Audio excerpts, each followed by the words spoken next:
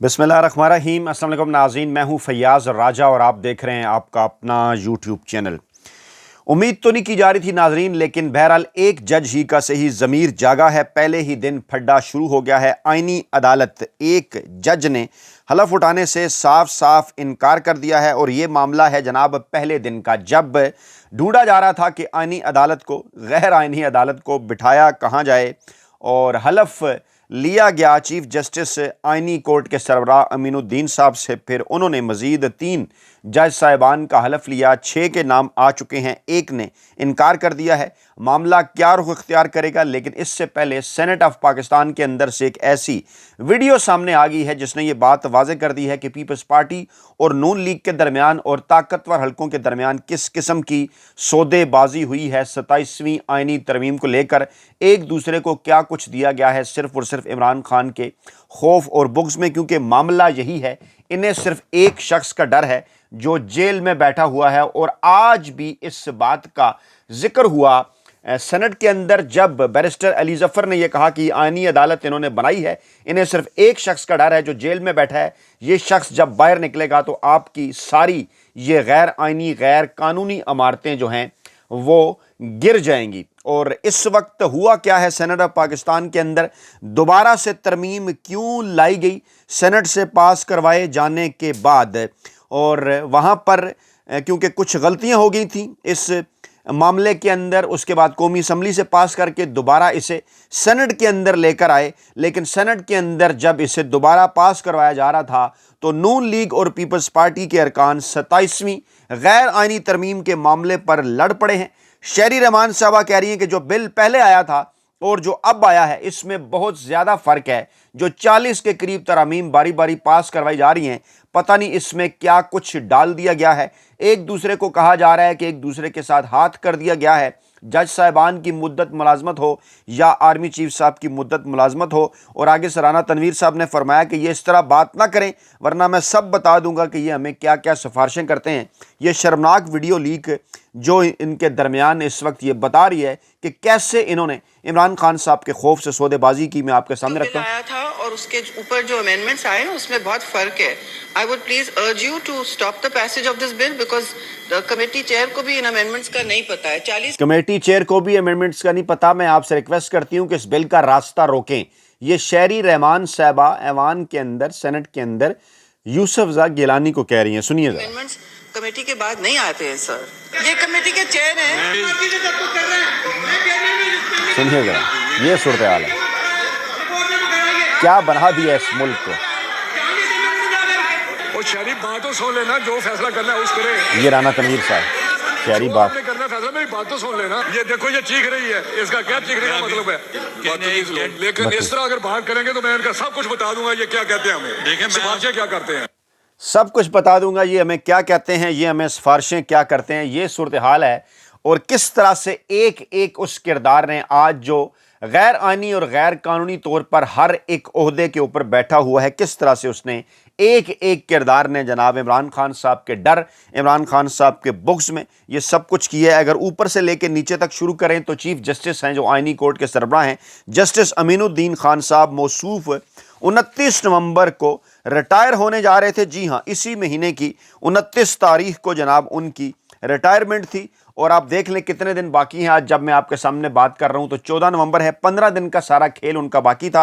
اور وہ 26ویں آئینی ترمیم کا معاملہ جو کہ آئینی bench supreme court of Pakistan کا 8 رکنی تھا، اس بینچ کے اندر جناب وہ یہ معاملہ چل رہا تھا۔ اور چند دن پہلے کی ہماری ویڈیو آپ جا کر دیکھ سکتے ہیں، ہم نے آپ کو یہ بتایا تھا، بریکنگ نیوز دی تھی کہ اس 8 رکنی بینچ میں 5-3 سے فیصلہ آ سکتا ہے۔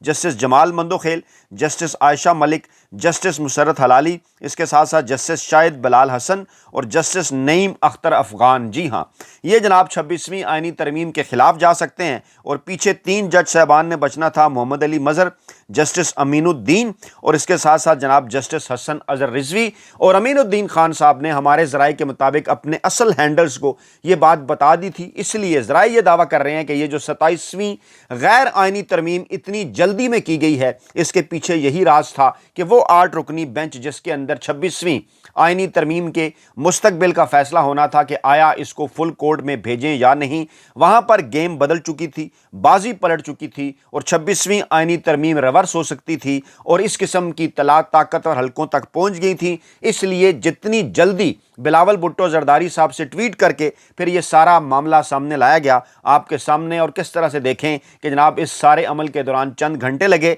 और वही जस्टिस अमीनुद्दीन जिन्होंने अपने असल मालकान तक ये तमाम तर राज पहुँचाया, जिन्होंने उनकी भरपूर अंदाज में खिदमत की, उस खिदमत के सिले में आज उन्हें आइनी अदालत का, आइनी सुप्रीम कोर्ट का सरबराह भी बना दिया गया है। इसी तरह से जनाब जस्टिस हसन अजहर रिजवी साहब को भी जनाब इसी किस्म की खिदमत का उन्हें फल मिला है, उन्हें भी जनाब वहाँ पर भिजवा दिया गया है।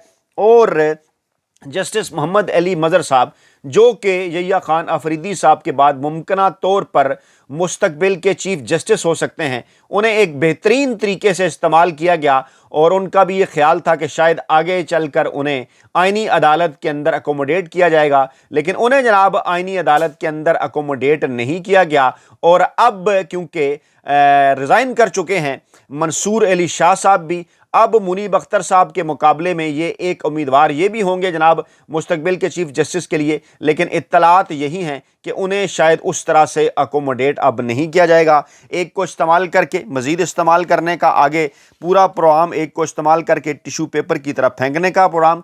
और इसी तरह से जस्टिस मुसर्रत हलाली साहब जिनके मुतल्लिक मैंने आपको बताया था कि इत्तलात आ रही हैं कि आइनी बेंच के अंदर उनके बदलते रिमार्क्स ये बात ज़ाहिर कर रहे हैं कि वो जस्टिस आयशा मलिक साहबा के साथ खड़ी होंगी। जस्टिस जमाल खान मंदोखेल साहब, उन्होंने भी क्योंकि जो है वो रिटायर हो जाना है, अगले आर्मी चीफ माफ़ कीजिएगा अगले चीफ जस्टिस साहब की रिटायरमेंट, जो इस वक्त मौजूदा चीफ जस्टिस हैं उनकी रिटायरमेंट से पहले, तो मामलात यही नज़र आ रहे थे कि मंदोखेल साहब को भी आइनी बेंच के अंदर इस्तेमाल कर लिया गया और मुसर्रत हलाली साहब से उनको आगे ले जाया जा रहा था, उन्हें आइनी अदालत के अंदर शिफ्ट किया जा रहा था। लेकिन इत्तलात ये हैं कि जनाब उनकी जानिब से इनकार कर दिया गया है। 6 जजेस की तकर्री की गई, 3 ने जनाब हलफ उठा लिया है। पहले मरहले में जस्टिस हसन अजहर रिजवी, जस्टिस अली बाकर नचवी और जस्टिस आमिर फारूक, इनकी क्या खिदमात हैं पहले भी मैं आपके सामने एक वीडियो रख चुका हूं और इस वीडियो में मैं दोबारा आपको ये बता रहा हूं कि हसन अजहर रिजवी वही जज जो कि मखसूद नशिस्तों के मामले पर आपको याद होगा कि किस तरह पहले पाकिस्तान तहरीक इंसाफ के हक़ में आइनी कानूनी फैसला बाद में कैसे तब्दील हुआ, बाकर नचवी साहब का क्या किरदार रहा लाहौर हाई कोर्ट के अंदर, आमिर फारूक साहब का इस्लामाबाद हाई कोर्ट के अंदर क्या किरदार रहा आपको पता है। अमीनुद्दीन साहब ने इन तीनों से हलफ ले लिया और इस्लामाबाद हाई कोर्ट के चीफ जस्टिस सरफराज डोगर साहब भी यहाँ पर मौजूद थे।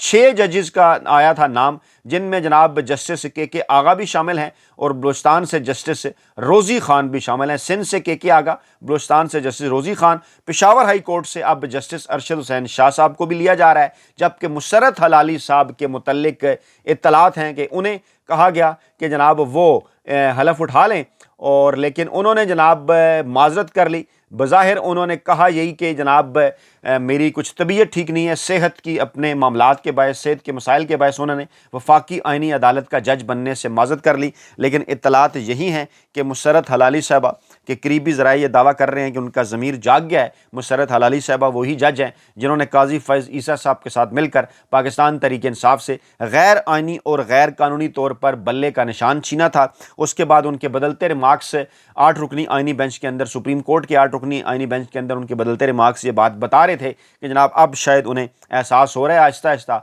और 26वीं आइनी तरमीम के वो खिलाफ जाएंगी। लेकिन उनके बाद उनके साथ मज़ीद आगे मुस्तकबिल के हवाले से मामलात तय करने की कोशिश की गई, लेकिन जो है वो मुसर्रत हलाली साहबा ने इनकार कर दिया। मुसर्रत हलाली साहबा भी जो है वो उनकी रिटायरमेंट की डेट भी जो है वो नज़दीक है, वो भी जनाब यही अफरीदी साहब के घर जाने से पहले पहले वो भी जनाब रिटायर हो जाएंगी। ये जनाब इस वक्त सूरत हाल है और वफाकी आइनी अदालत के जजों की जो तादाद है वो 13 किए जाने का इम्कान है। और ان 13 جج صاحبان کے ذریعے مستقبل کے وہ تمام تر معاملات جو کہ موجودہ روایتی سیاسی مافیا اور ان کے ہینڈلر صورتکار سپریم کورٹ آف پاکستان کے ذریعے نہیں کر سکتے تھے، وہ جناب ان کے ذریعے سر انجام دیے جائیں گے. یعنی یہ باقاعدہ طور پر سودے بازی ہیں. واپس آپ کو لے کر چلتا ہوں. امین الدین خان صاحب سودے بازی 30 نومبر 2025 تک انہوں نے رہنا تھا. اب جناب وہ مزید ان کی مدت بڑھ گئی ہے، چاہے 3 سال کر لیں چاہے 5 سال کر لیں، جو چاہے آپ کا حسن کرشمہ ساز کرے. موجودہ آرمی چیف اور chief of defence forces Asim Munir صاحب 29 نومبر 2025 یعنی ان کی اصل جو ریٹائرمنٹ کی تاریخ تھی 3 سالہ مدت والی، اس میں بھی صرف 14 دن باقی ہیں، لیکن اب وہ 2030 تک ملک کے آرمی چیف ہوں گے. شہباز شریف صاحب جو کہ پوری زندگی کبھی وزیر اعظم نہیں بن سکتے تھے، نہ ہی ان کے بھائی نے انہیں بننے دینا تھا. یہ ساری چیزیں، یہ سارے معاملات ماننے کے نتیجے میں آج جناب وہ وزیر اعظم کی کرسی پر بیٹھے ہوئے ہیں، اور جناب ان کی بھی ہو رہی ہے واہ واہ کہ کبھی وہ بھی بنے تھے وزیر اعظم، یعنی ان کی بھی یہ سودے بازی. نواز شریف صاحب جو کہ اسٹیبلشمنٹ کے بغیر ہمیشہ سے صفر تھے، جنرل ضیاء الحق سے لے کے آج جنرل عاصم منیر صاحب تک ان کا جو بھی کردار رہا نواز شریف صاحب کا، وہ سب کے سامنے. ہم تو یہ بات ہمیشہ سے کیا کرتے تھے، آپ کو یاد ہو کہ یا نہ یاد ہو، کہ پاکستانی صحافت کو حامد میر، پاکستانی سیاست کو نواز شریف اور پاکستانی عدالت کو قاضی فائز عیسیٰ سے زیادہ آج تک پاکستان کی 75 برسوں کی تاریخ کے اندر کسی نے نقصان نہیں پہنچایا. وہ بات بار بار ہر موقع کے اوپر ثابت ہوتی ہے. تو جناب اپنے کیسز سے بچنے کے لیے، اور پھر جس طرح سے عمران خان صاحب کو دیوار کے ساتھ لگانے کے لیے، یا ان سے جناب ان کو مائنس کرنے کے لیے، اپنی سیاسی دکانیں بچانے کے لیے، نواز شریف نے بھی جو سودے بازی کی وہ آپ کے سامنے ہے. زرداری اسٹیبلشمنٹ کے ساتھ گزشتہ 15 برسوں سے سودے بازی کے اندر ماہر ترین شخصیت، انہوں نے بھی اپنے بیٹے کا مستقبل محفوظ کرنے کی کوشش کی ہے، اور اس ترمیم کے اندر کیا ہوا، انہوں نے تا حیات اپنے لیے بھی استثناء حاصل کر لیا ہے. بلاول بھٹو زرداری صاحب، جنہیں یہ کہا گیا کہ مستقبل کے اندر آپ نے سیاست کرنی ہے تو اپنے نانا حضور کی طرح ہماری گود میں بیٹھنا ہوگا، انہوں نے بھی بالکل اپنے نانا حضور کی سنت کے اوپر عمل کیا، اور اسٹیبلشمنٹ کی گود کے اندر بیٹھ کر ہی وہ اقتدار میں آنا چاہتے ہیں. انہوں نے بھی سودے بازی کر لی. بلاول بھٹو کے بعد جناب مریم نواز صاحبہ، جی ہاں، ابا جی کی پوری ایک تاریخ ہے، اور جو کہا کرتی تھی کہ ہمیں پتہ ہے وہ راستہ بڑا آسان ہے، اس میں جوتے صاف کرنے پڑتے ہیں، اس میں جناب پالش کرنی پڑتی ہے، اس میں منتیں کرنی پڑتی ہیں، اور بالآخر انہوں نے وہی راستہ اپنایا، جوتے پالش کیے، منتیں کی،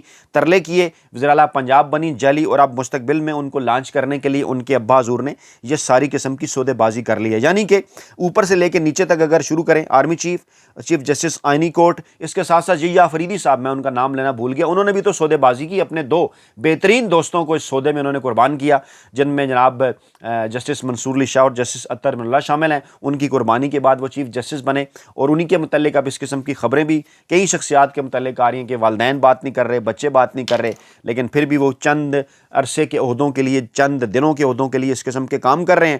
تو جناب انہی یا فریدی صاحب نے آج فل کورٹ میٹنگ بھی بلا رکھی تھی، جس پر کچھ سوالات تھے کہ آخر اس میٹنگ سے پہلے اطہر من اللہ صاحب اور منصور علی شاہ صاحب کیوں چلے گئے. انہیں وہاں پر یقیناً کچھ اپنے جو خدشات ہیں ان کا اظہار کرنا چاہیے تھا. پھر یہ اطلاعات یہ بھی ہیں کہ مزید 2 ججز یعنی جسٹس منیب اختر اور جسٹس عائشہ ملک، انہوں نے بھی آج کی فل کورٹ میٹنگ جو تھی اس کے اندر شرکت نہیں کی. اس وقت سپریم کورٹ آف پاکستان کی صورتحال یہ ہے کہ وہاں پر جناب 24 جج تھے، جن میں سے 2 استعفے آ گئے.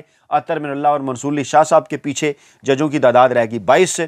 ان 22 میں سے 3 کو جناب آئینی عدالت منتقل کر دیا گیا ہے، جس میں جناب جسٹس جو ہیں وہ جمال خان مندوخیل صاحب ہیں، جسٹس عامر فاروق صاحب ہیں، اور اس کے ساتھ ساتھ جناب جس کے اندر جسٹس حسن اظہر رضوی صاحب ہیں. پیچھے رہ گئے جناب 19 جج، 19 میں سے 2 منیب اختر اور عائشہ ملک نے شرکت نہیں کی. 17 ججز نے آج شرکت کی. بہت شور سنتے تھے پہلو میں دل کا، جو چیرا تو ایک قطرہ خونہ نکلا. کہا جا رہا تھا کہ 27ویں یعنی ترمیم پر بات ہوگی، لیکن یہاں پر بھی اپنے سپریم کورٹ کے رولز 2025 چینج کر کے انہوں نے کام چلایا اسٹیبلشمنٹ کی خواہش کے اوپر، اس روایتی سیاسی مافیا کی خواہش کے اوپر تمام تر معاملات انہوں نے کیے. وفاقی شرعی عدالت نے اپنی جگہ دینے سے جب انکار کر دیا اس نئی نام نہاد آئینی عدالت کو، تو ایک اور پھڈا شروع ہوا، اور انہیں پھر اسلام آباد ہائی کورٹ بھجوانا پڑا. وہاں جسٹس ڈوگر صاحب، جن کو اسٹیبلشمنٹ نے اسلام آباد ہائی کورٹ کا چیف جسٹس لگایا ہے، انہوں نے اپنا کمرہ خالی کیا. امین الدین خان صاحب کے لیے خود کورٹ روم نمبر 2 میں چلے گئے، کورٹ روم نمبر 1 میں یہ بیٹھیں گے.